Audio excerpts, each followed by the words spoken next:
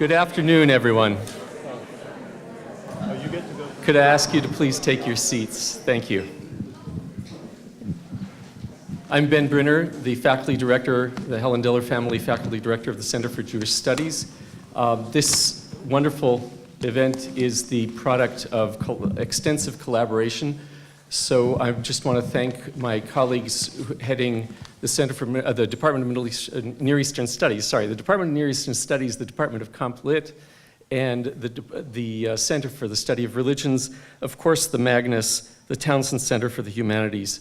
And it's my great pleasure to be here. The one anecdote I'll say before introducing our moderator is that Robert Alter told me recently that the first Jewish event he went to when he arrived in the Bay Area was my bar mitzvah. So I don't want to say we're closing the circle, but we're continuing the relationship. So it's my pleasure to introduce our Dean, Anthony Cascardi, who is also supporting this event and will moderate it.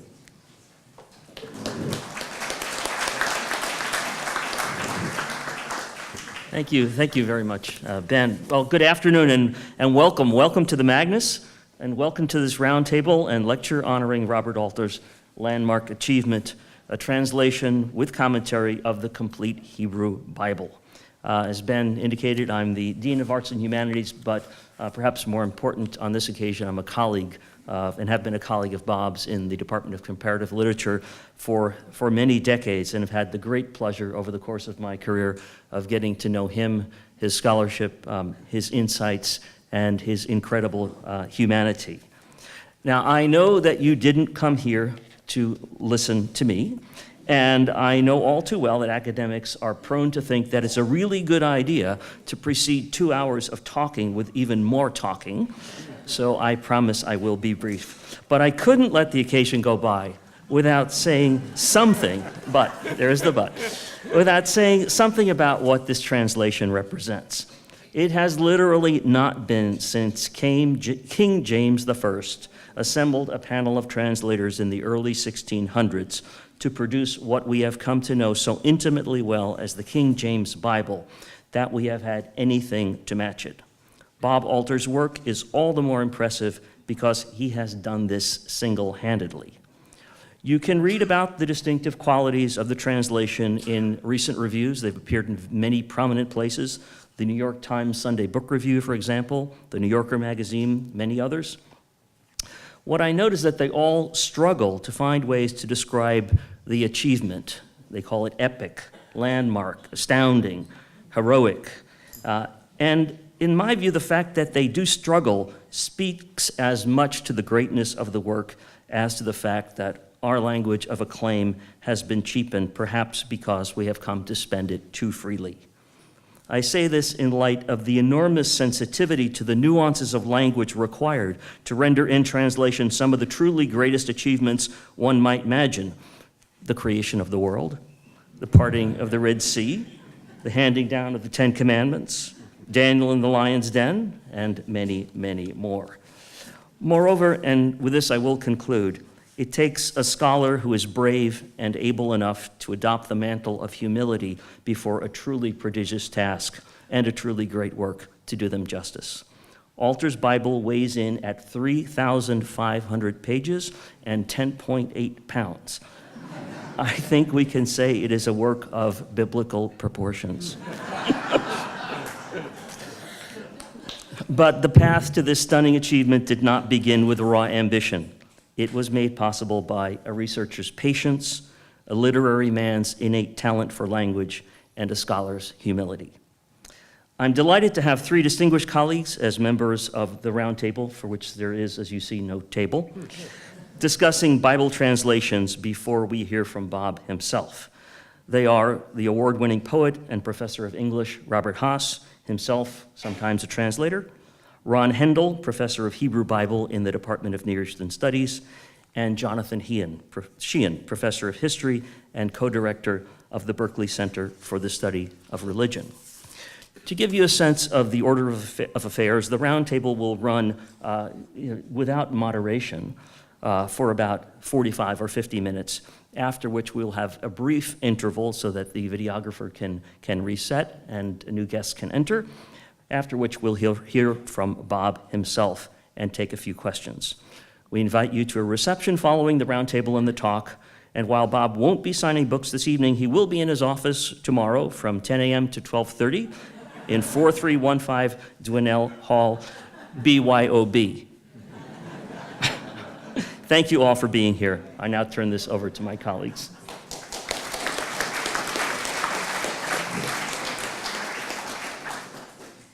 Well, I understand that I go first.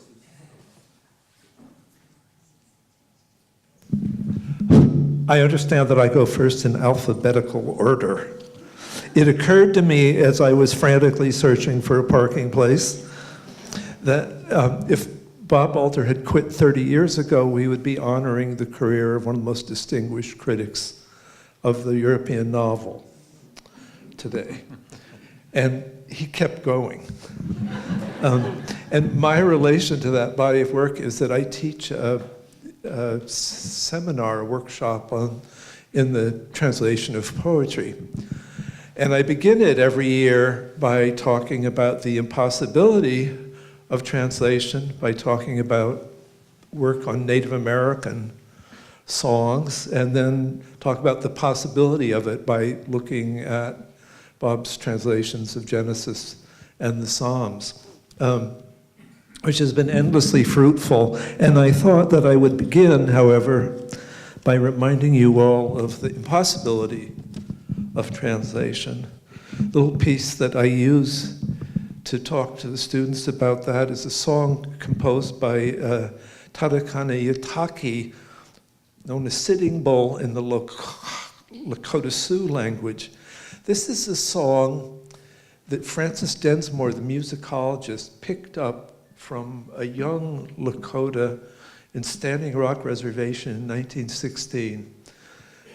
Sitting Bull, the actual name means, I'm told, sitting, a bull buffalo in repose, be the accurate translation of his name. That Sitting Bull sounds like a joke in English as a translation, and this young man conveyed to him the sense that it's an awesomely beautiful name because it conveys power at rest. So I thought power at rest would be a place to begin. The poem goes, I have no idea how Lakota Sioux sounds. Ikasisi wa an kon he, wa na henalaya yelo he, iyoti wawan. He had come back with his people from Canada after defeating the 7th Army. They were starving there. He negotiated their going to a reservation, and then he sang this song, which in the translation of Francis Densmore goes, "Head warrior, I knew how to want to be. Now that's all gone." And there's the vocative. To suffer is now what I know how to do. Francis Densmore comments on two things about it, and one is that the word for know how, I know how to be a warrior, I know how to suffer. The verb for suffer actually means, and this is exactly like what Bob does in his translation, means to crash against a wall. Crash against hard things. It's a very specific phrase. And the other thing about it is that wa'an, the verb to know, is cognate with wa'a, which is the noun describing a bear. Because in Lakota Sioux culture, to really know something is to have a bear's relation to it. They were the wise knowers. And then the other thing that made the translation a little difficult is that when he was a young man, Sitting Bull went and had a vision quest. And when he did, he was visited by his totem creature, which was a western meadowlark. And the song he sang, and he sang it often as an old man, is in descending sevenths, according to Francis Densmore musicological notation, and sounds exactly like the song of a western meadowlark. So I would tell my students, okay, I knew how to be a head warrior, now all that's gone, and I know how to crash against hard things. Only you've got to find out how this is about a bear, and you also have to do it so it sounds like a western meadowlark, which is more or less the task of the Psalms as he undertook it. The translation of a young scholar from UCLA. So Francis Dentmore's translation, "A warrior I have been, now it is all over, a hard time I have." That was what came down in 1916.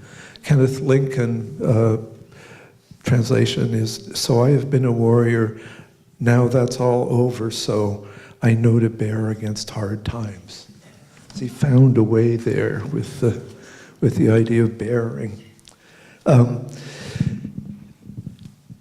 Around the time that I was starting to read Bob's translation of the Psalms, Czesław Miłosz was also beginning to try to translate the Psalms. He had no Hebrew, but he was starting. I thought that it was a penitential undertaking on his part, and I think he won the Nobel Prize sometime after that, which made him very busy, and he set the project aside, though he translated a lot of them. What was interesting to me about it was that he said there is no canonical translation of the Old Testament in Polish.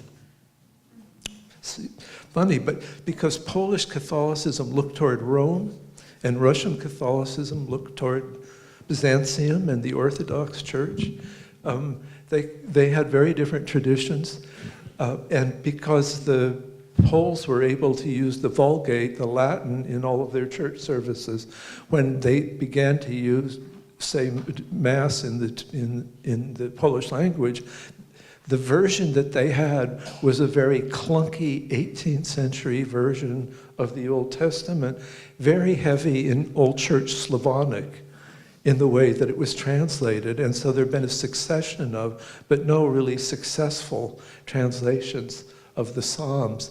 And it made me aware of the complexity, the luck of the English language readers, but also the complexity of the task of having a really great and canonical translation of the Old Testament, against which, by picking up this task, he was inevitably going to be compared, yes, and competing. And so I thought it would be interesting to look a little bit at what one learns by comparing what he did with what those clerical gentlemen did 500 years ago.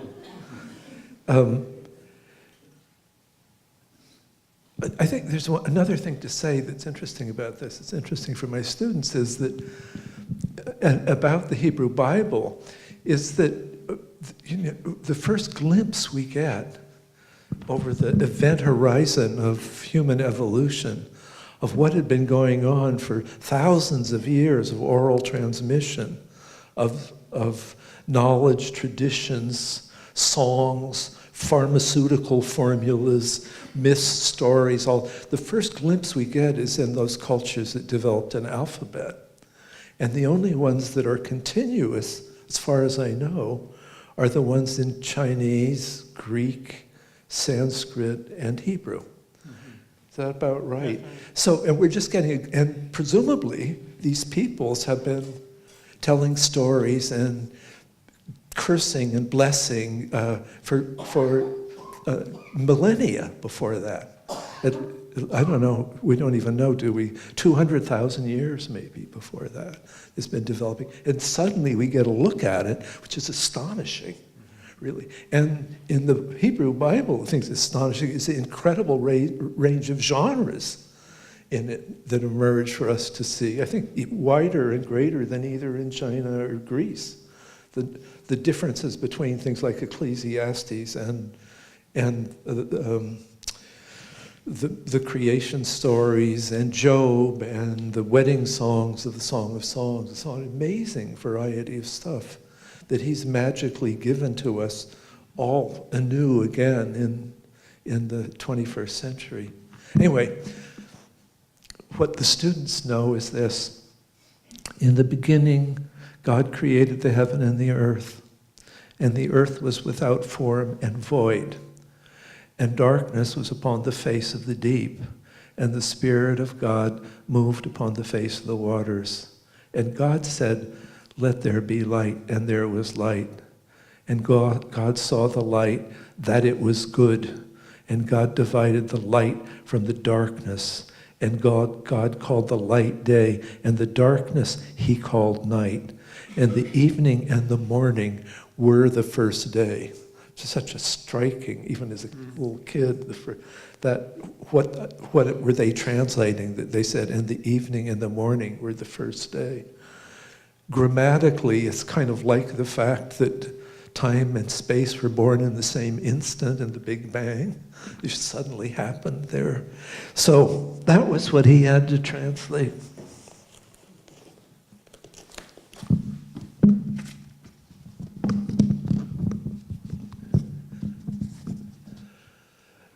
When God began to create heaven and earth, and the earth then was welter and waste, and darkness over the deep, and God's breath hovering over the waters, God said, let there be light, and there was light. And God saw the light, that it was good. And God divided the light from the darkness. And God called the light day, and the darkness he called night. And it was evening, and it was morning, first day. I looked at that first day, and then look at the notes. Unusually, this incredible commentary, which is the reason this thing weighs 10 pounds. Unusually, the Hebrew uses a cardinal, not ordinal number.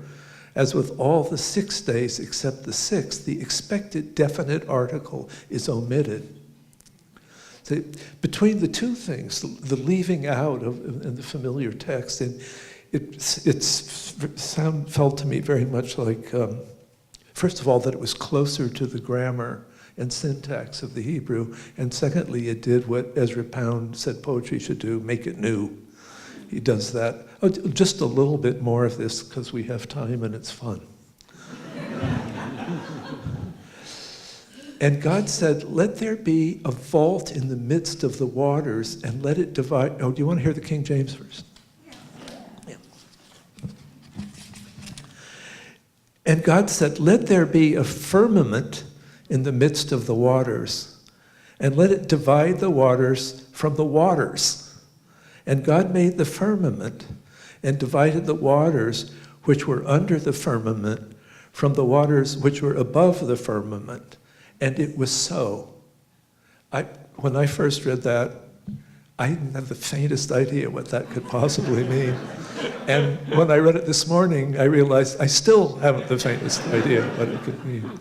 And God called the firmament heaven, and the evening and the morning were the second day. And God said, let the waters under the heaven be gathered together unto one place, and let the dry land appear. And it was so. And God called the dry land earth, and the gathering together of the waters called he seas. And God saw that it was good. And so on. I love called he seas. Can't do that anymore. Right? No. And God said, let there be a vault in the midst of the waters, and let it divide water from water, which explains the image in the way the other didn't. I won't read you. Well, vault.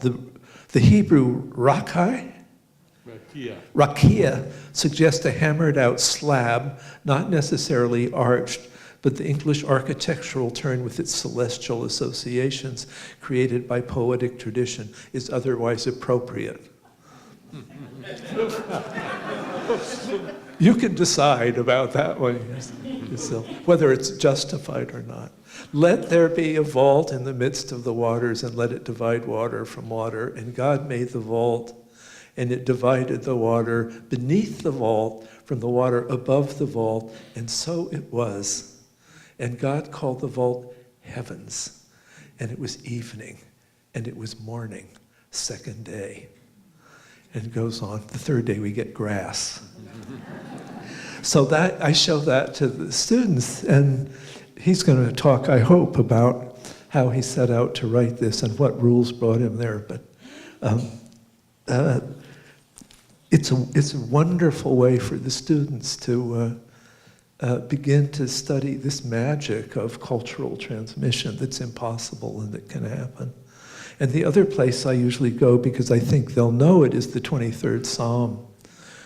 And I was thinking about the complexity of translating it because, among other things, it's one of the most beautiful poems in the English language by almost universal consent. So how do you make a poem, a new poem, out of that? And there's a second complication with it, the way in which the King James is canonical, and that is that without a thing I didn't know until reading his essay on his book on the art of biblical poetry, I didn't understand that the structure of the Hebrew language was such that verse was the poetryness of poetry was based on parallelism in construction. And antithesis and parallelism. It runs through it, and often over the years of scholars poring over, a lot of you probably know this already, but I didn't. The years of biblical exegesis, people came to understand what was verse and what was prose. Is this right? By looking at the metrical, at the way parallelism and rhythmic parallelism is used. So, it's one of the reasons that those poems sound so beautiful. And it's also the moment at which, in the history of English poetry, iambic pentameter, which is based on a different principle than parallelism, in the work of Shakespeare and John Donne and the poets of that generation, achieved a magical greatness that really has flowed through, well, it's not all that great, but there's pretty good poems after that, all through the next 400 years. And it really wasn't until Walt Whitman in 1855, trying to invent a new way in a new country to make poems, started trying to imitate the rhythms of the King James in letting his sentences flow out, so that not only was he competing in making a new version, not only was he competing with this great and canonical translation, but the great and canonical translation in the 20th century, it provided a new impetus to the writing of poetry in English. So, first of all, the King James.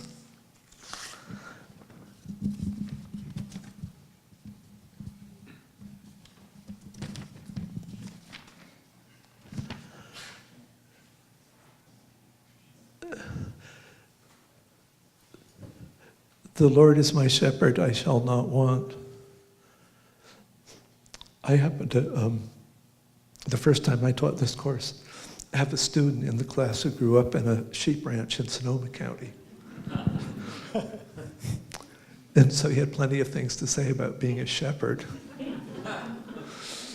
And of course, the whole English economy was based on sheep herding the time this was translated, as I'm sure the ancient Israeli economy was. The Lord is my shepherd, I shall not want. He maketh me to lie down in green pastures. He leadeth me beside the still waters. He restoreth my soul. He leadeth me in the paths of righteousness for his name's sake. Yea, though I walk through the valley of the shadow of death, I will fear no evil, for thou art with me. Thy rod and thy staff, they comfort me. They preparest a table before me in the presence of mine enemies. Thou anointest my head with oil. My cup runneth over. Surely goodness and mercy shall follow me all the days of my life, and I will dwell in the house of the Lord forever.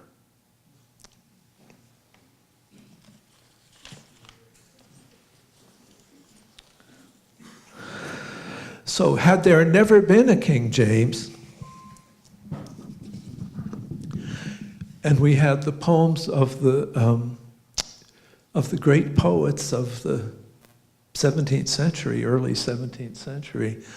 The version that we got might be this. George Herbert's version of the Psalms includes a version of the 23rd Psalm.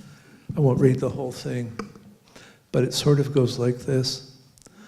The God of love my shepherd is, and he that doth me feed. While he is mine and I am his, what can I want or need? He leads me to the tender grass, where I both feed and rest, then to the streams that gently pass. In both I have the best. Or if I stray, he doth convert and bring my mind in frame, and all this not for my desert, but for his holy name. Yea, in death's shady black abode, well may I walk, not fear, for thou art with me, and thy rod to guide, thy staff to bear, and so on. Not so bad of its kind, really. There are more. There are actually a ton of these translations. So, the Lord is my shepherd. I shall not want. In grass meadows he makes me lie down. By quiet waters he guides me. My life he brings back. He leads me on pathways of justice for his name's sake. Though I walk in the vale of death's shadow, I fear no harm, for you are with me. Your rod and your staff, it is they that console me. You set out a table before me in the face of my foes. You moisten my head with oil. My cup overflows. Let the goodness and kindness pursue me all the days of my life, and I shall dwell in the house of the Lord for many long days. It's a different poem.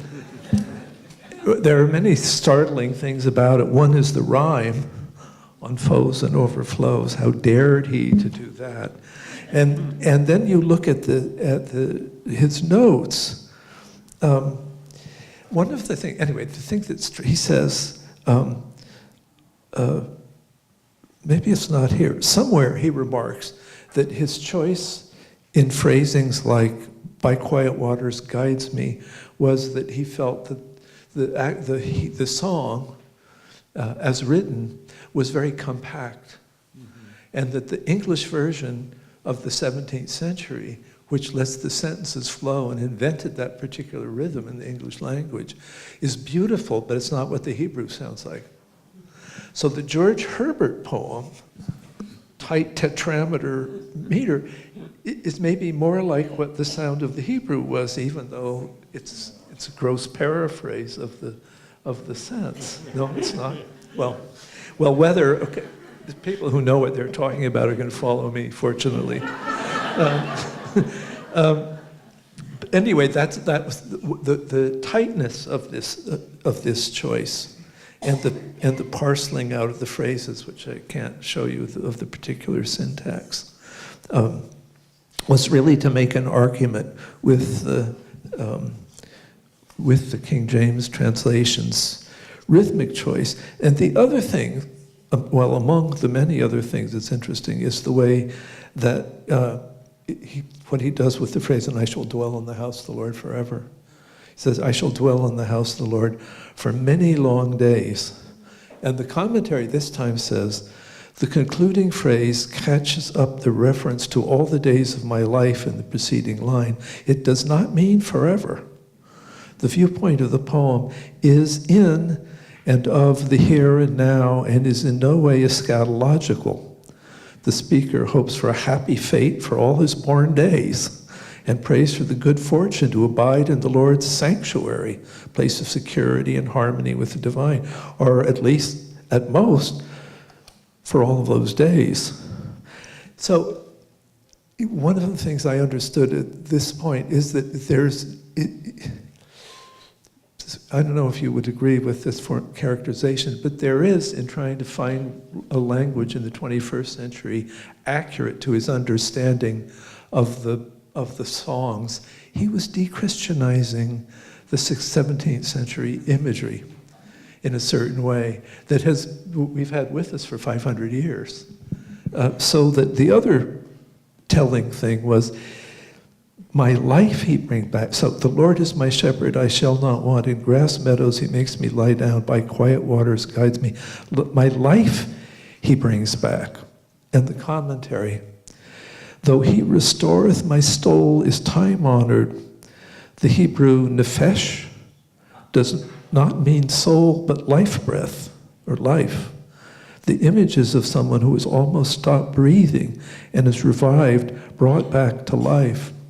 Again, it takes the relatively abstract concept of soul and makes it physical again with the word breath.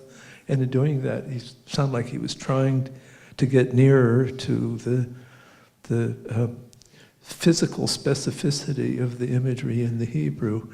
And in the course of doing it, he was kind of, it was as if he was removing all the church's candle smoke from the original poem. Anyway, this is a few words about this staggering achievement, and now on to someone who can actually speak to it.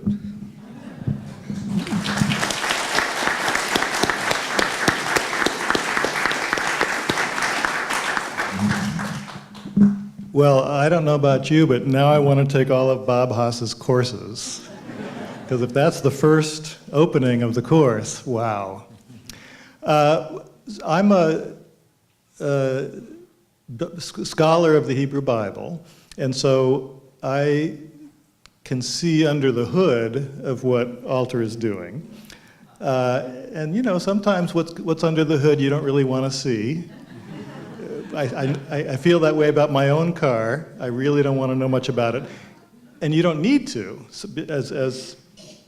As Bob Haas just told us, it's beautiful, it's compelling, and I can attest that it is actually a clearer representation of the Hebrew.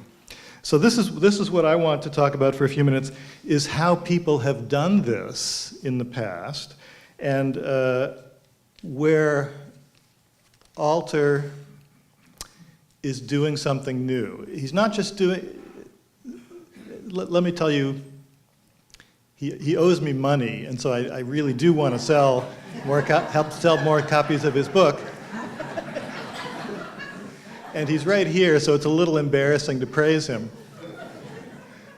Although I just want to say this, my wife made me promise not to criticize his tennis game while I'm up here. So I'm just going to have to praise him. But to put it in the context of what other translations into English have tried to do, and Bob has beautifully compared it with the King James, but I want to give you a slightly different set of parameters of what translators have done, and where Alter's translation is in some ways really a radical departure, and one that, I think, seconding your notion, is something that's not only appropriate for the 21st century or whatever century we're in. I was so used to the 20th century, I'm still getting used to this one. It's a real departure from what has been done before, and it is appropriate for our time, but it's something that is worth thinking about in a way that I would say Jonathan Sheehan has thought about. That's just an ad for you. There's basically two ways that most translations of the Bible, of the Hebrew Bible, have happened. The first way is a very rigorous word-for-word translation, okay? And the King James Version is doing that. So some of the weirdness of what you had here, can I read this? When it says, let there be a firmament in the midst of the waters, and let it divide the waters from the waters. And God made the firmament and divided the waters which are under the firmament from the waters which are above the firmament. And it was so. That's a very literal word-for-word translation. Now, as you point out, it's not immediately apparent what's going on. There's a few too many words there in the English. But that's what the Hebrew says. And so they're doing this on purpose. They're translating word for word. Why are they doing this? Well, because traditionally, and I just have to look around, I'm kind of sorry this is being recorded. Traditionally, this has been regarded in Judaism and Christianity as the Word of God. Right? You've heard that? And if God says a word, you want to translate that word. And if that word is a preposition where you don't really need one in English, or if that word is a plural noun where we would use a singular in English, that's okay. You have to represent it accurately because that's what God said. Okay? So traditionally, translators represent word for word and even reproducing the syntax of the Hebrew because that was God's word for word and God's syntax. Okay? So you're giving preference to the original Hebrew and representing in this very scrupulous way because who wants to correct God's grammar? Right? You don't write red circles around, firmament or rakia or something and say, no, that's bad word choice. You just don't do that.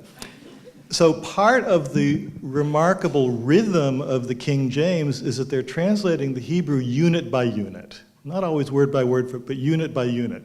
And that makes this kind of additive quality that I think you were mentioning that Walt Whitman picks up upon. And this additive quality is a beautiful effect of this translation technique. Okay? Now let me give you the second major way, and this is more in modern times. Well, before I go on, I have to just mention my favorite word-for-word translator. The ancient Greek translation, which was the first translation, the translation from Hebrew into Greek called the Septuagint, is very much a word-for-word translation, and it's for the same principle. And as a consequence, it's really weird Greek. It's Greek, but basically with Hebrew word order and Hebrew syntax, and so it's very strange. But for some early Greek-speaking Jews in the Hellenistic world, in the world of Alexandria and such, it still wasn't literal enough. So there was this one wonderful guy named Aquila who said, I'm going to do an even more literal translation into Greek, where he even translated grammatical particles like et, which is the direct object marker, which you can't translate. It just means that the following word is the direct object of the verb. Well, he translated those things too. And so he translated those with sun, which means with. And so wherever there's a direct object marker, he puts with in front of it, which makes it completely nuts in Greek. It's just completely nuts, but it is a hyper-scrupulous, unit-by-unit, detail-by-detail translation.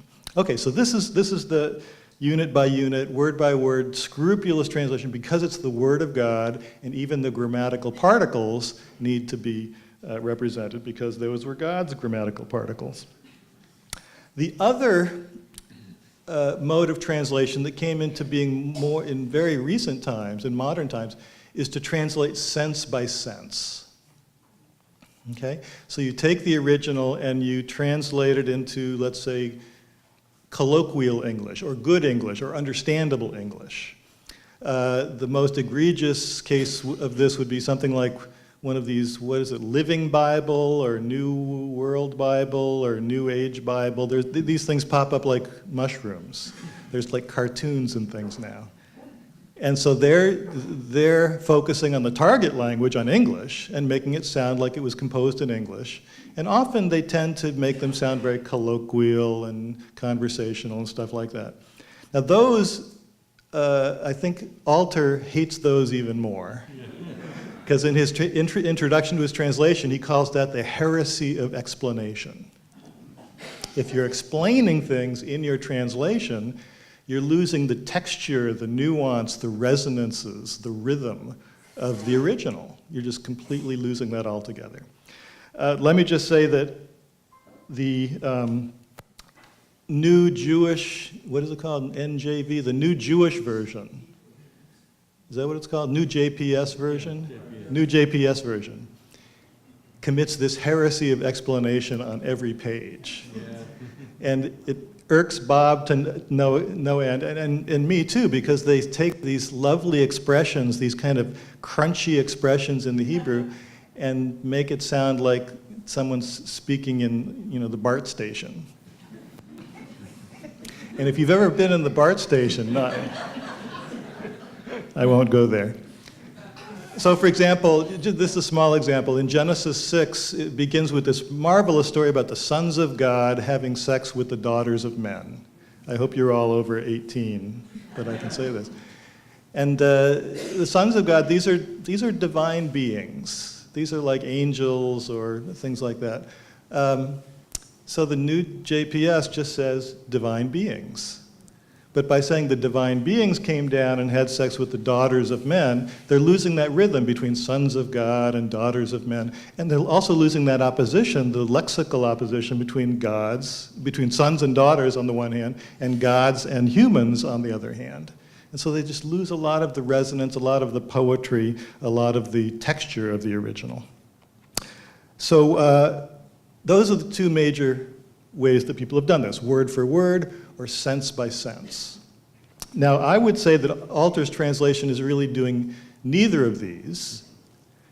What he's trying to do is capture the literary nuances, the literary resonances, the word plays, the literary qualities of biblical narrative and biblical poetry. Now, he's uniquely qualified to do this because he wrote the book on the subject. He actually wrote 2 books on the subject. Okay, The Art of Biblical Narrative and The Art of Biblical Poetry. So he is doing a literary translation of a literary work, which is something that poets do all the time. And people who translate novels and stuff, like Carol does. But notice that's a different approach than the word by word or the sense by sense. So he's going to try to capture the crispness of the Hebrew, even the obscurity or oddity of the Hebrew.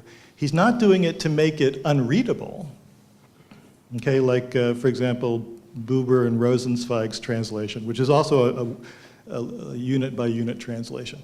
He's not doing it to make it seem strange, although it does do that, as you've seen, but he's doing it in order to convey the literary qualities of the Hebrew in literary English, to catch the proper register, the proper nuances, the proper connections between the for many days and all my life long and that sort of stuff.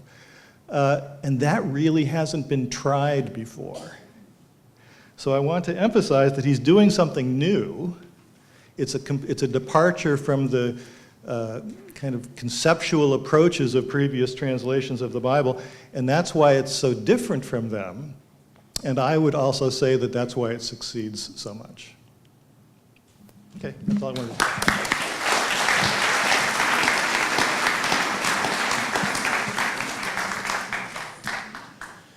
So I thought I would make a couple of historical remarks and then read you some thoughts I had this morning when I was reading Bob's translation. I think it's an interesting question to ask why we translate a Bible at all. So what's it for?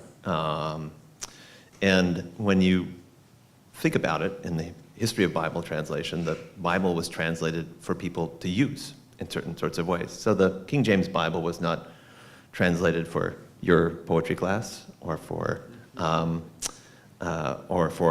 historians like myself or literary critics. It was translated for people to use in liturgical settings, catechetical settings, in theological commentary, in the giving of sermons, to make something available to a community to work with. And it's a funny accent. And so the King James Bible, it was, as we know, a product of a kind of committee work, a committee that took 3 or 4 other translations that had been around, took pieces of them, put them together, did its own scholarship, came up with this piece of writing, which 100 years later, people decided was a great piece of literature. And how you get from the moment when you've got a Bible whose value is more or less decided by the kinds of functions it can have in the community that wants to make use of it, and the Bible that we would like to appreciate as a certain pillar or icon of a literary sensibility, perhaps capturing the literary sensibility of an age in relationship to Herbert or Donne. Herbert's paraphrases on the Psalms, all of the paraphrases of the Psalms in the 17th century would have been seen as relationships that they would have had to an English Bible that was the useful Bible, the Bible that you would use in a church, that you would have as part of your pedagogical and theological training. So it's in the first instance, it seems to me an interesting question to wonder what it is that we want a new translation for now. And that the comparison between the King James Bible as the kind of first canonical literary English Bible and the new, I think, competitor. I think Alter has the ambition and may even succeed in competing with this canonized piece of our English language literature. We'll do so on the terms of literature. That is, we sort of set the stage in which the competition is going to take place, and it's going to be on the ground of literature. And it seems to me, from the beginning, it's worth reflecting on that difference, the difference in the communities that use Bibles and how they use them, and the certain literary community that I think we collectively, perhaps here in this room, maybe certainly up on this stage, share in our own relationship to the biblical text and the way the biblical texts actually take on lives of their own of use, and we would maybe see them as misuse in the practical application of these in solving and resolving and addressing people's religious formations. So that was so quick, little potted history. It takes a while to get from a kind of translation by committee in the early 17th century to the moment when one might step back and say, "Gee, that's a pretty good piece of literature we got there."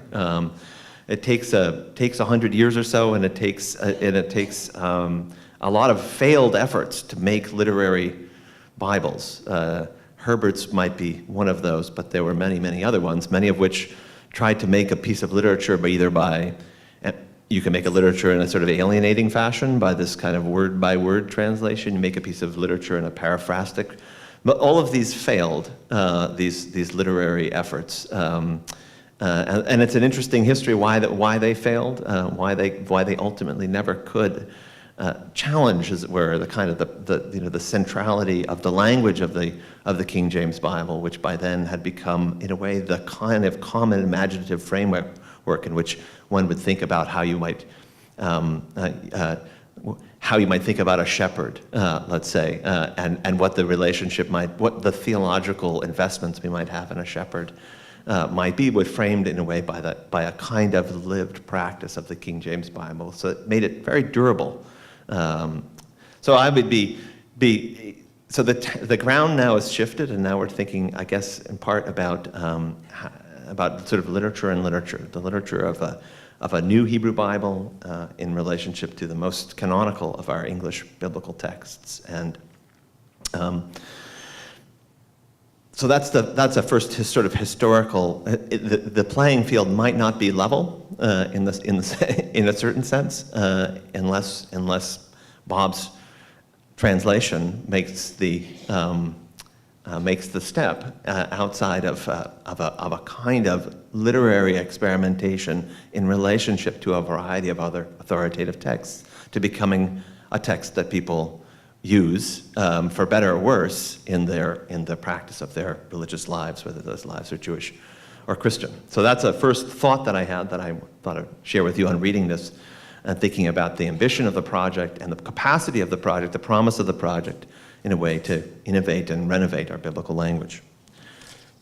That was by extemporaneous, and then I had some written thoughts that I wrote up this morning when I was just reading this Bible. And I have it here with me, so I carried it to campus in my bag, and I felt like since I brought it all the way here, I should show you it. So people in the back probably can't see it. I'll hold it up later on.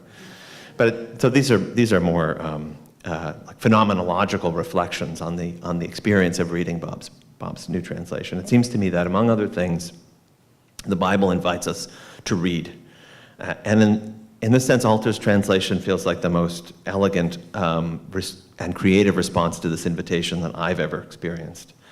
And in reading it, I sensed his response to this invitation to read in the way the translation pauses and holds language of Hebrew and English up for inspection and reflection, and then delivers a well-wrought verse and a startling cadence and image and rhythm. And then we, the readers of Alter, also feel the invitation, if to read means to pay attention with special concentration, to let the eyes do more than just wander across a page, then this is a translation that we're called upon, above all, to pay attention to and to read. And so here's some lines from a chapter that I've read over and over again, and it's a chapter that will be familiar to all of you. And Abraham rose early in the morning and saddled his donkey and took his 2 lads with him and Isaac his son. And he split the wood for the offering and rose and went to the place that God had said to him. On the 3rd day, Abraham raised his eyes and saw the place from afar.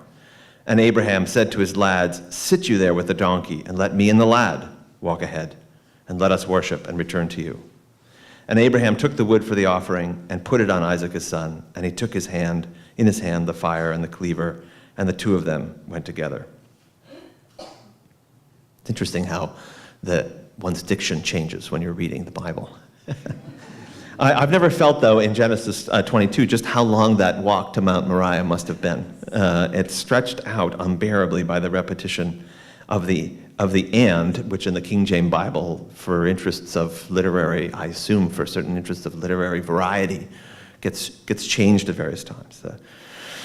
Trudging across the desert until he gets to where he's been told to go. And similarly, the repetition of the word lad, the lads that are left behind, and the lad that has to walk ahead, opened up for me anyways, a new space of reflection on why those lads are there at all. Why did Abraham bring them? Why the writer felt we needed to know about them. And then in the simplicity and rhythm of the phrasing that Abraham took the wood for the offering and put it on Isaac his son, and made me for the first time wonder why Abraham didn't just carry the wood himself, a last gift to the gift that he got and is about to give back to God. So for me, Alter, your translation slowed me down and asked me to pay attention, and because it slowed me down, and because it's a very big book, and because I only got my big copy 10 days ago, I've been paying attention only to a few places in the Bible, and the book of Job happens to be one of my favorite ones, and you and I think, share a similar excitement about the book of Job. One of the most difficult and obscure and beautiful of them all. And so I thought I'd read you just a little bit from Job 14, the King James Version, first. So it starts, chapter 14, "A man that is born of woman is of few days and full of trouble. He cometh forth like a flower and is cut down. He fleeth also as a shadow and continueth not." Now the Alter version does something different, and it starts completely differently. So when you're reading and you're ready and used to Job 14, you'll be surprised with where it starts. "And man wears away like rot, like a garment eaten by moths." So he takes, as I think is warranted from the reading of the lines, the end of chapter 13 makes it now the beginning of chapter 14. "And man wears away like rot, like a garment eaten by moths. Man born of woman, scant of days, and sated with trouble. Like a blossom he comes forth and withers, and flees like a shadow. He will not stay." So for me, the changing versification just dramatically shifted the feel of the chapter. One of the most famous lines for me, or most for me by familiar, or I don't know what moving lines of biblical poetry, now given a much darker preface. The bloom is off the rose even before a man gets going. And at the same time, the lines pile up these similes, and the stress now falls on the final, "he will not stay," rather than, as in the King James Bible, falling on the "is cut down." This isn't all, and I don't know Hebrew, so I don't know what the difference is in Hebrew between "he will not stay" and "is cut down." But on one reading of the opening of Job 14, this cutting down could be and was linked neatly to the fourth verse of the chapter 14 of Job, which in the King James Bible reads, quote, "Who can bring a clean thing out of an unclean? Not one." Now here, an alert Christian reader could, and usually did, see a connection between judgment, "he is cut down," and sin, "who can bring a clean thing out of an unclean? Not one." Between between judgment and that original and durable depravity that only Christ in his mercy might cleanse. Now, altar, needless to say, and this I think is part of the clearing away of the cathedral smoke, has little interest in such a reading.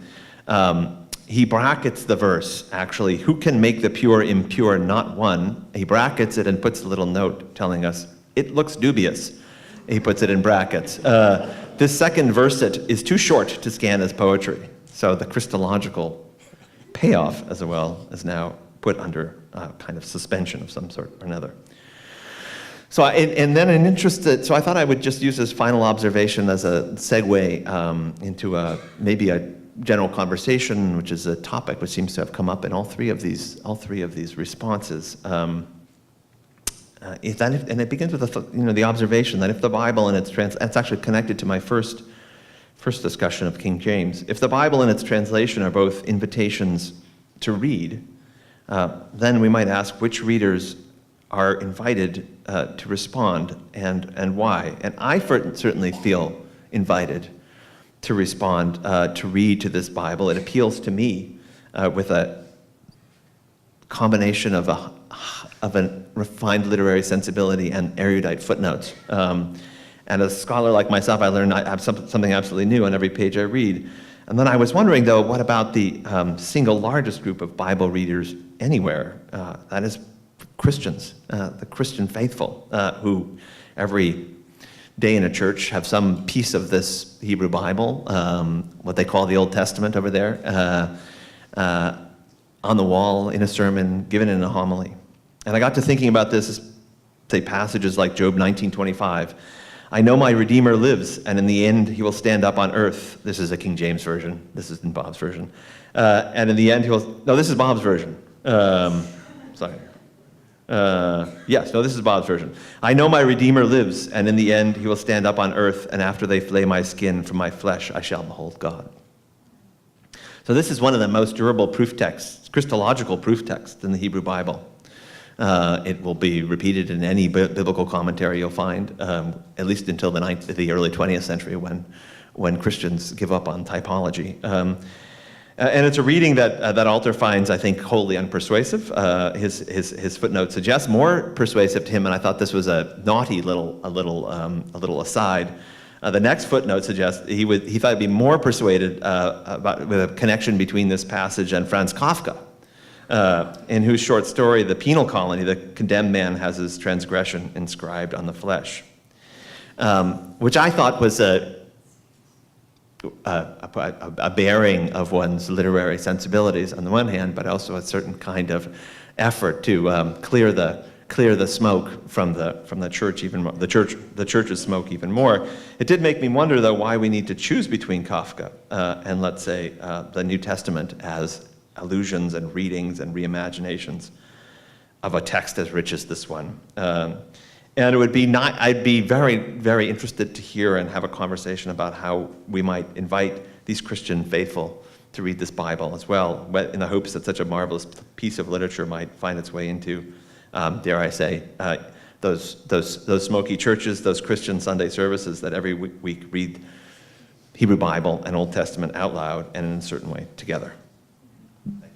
Thanks.